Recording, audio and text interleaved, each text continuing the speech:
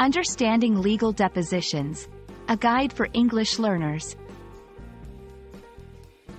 Hello, and welcome to our English language learning series. Today, we're diving into a legal term that can be quite perplexing: legal deposition. Understanding this term is not only useful for legal English but also for enhancing your overall comprehension of the language. Let's get started. A legal deposition is a formal statement, usually given under oath. It's part of the pre-trial discovery process in legal proceedings. During a deposition, witnesses provide sworn testimony about the case outside of the courtroom. This testimony is recorded and can be used later in the trial.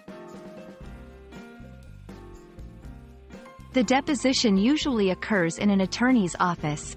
It involves the witness, attorneys from both sides, and a person qualified to administer oaths, often a court reporter. The witness answers questions posed by the attorneys, and the court reporter records the entire conversation. Depositions are crucial because they allow both parties to gather detailed information before the trial. The testimony can reveal new facts, clarify details, and help attorneys form their strategies.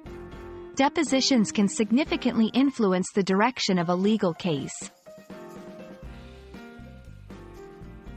Unlike court testimonies, depositions are less formal and don't occur in front of a judge or jury.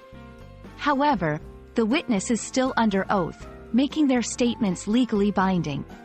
The key difference is the setting and the absence of a judge or jury. We hope this video has shed light on the concept of legal depositions and its relevance in the legal field. Remember, understanding such terms not only enhances your legal English but also broadens your overall language comprehension. Thanks for watching, and see you in our next lesson.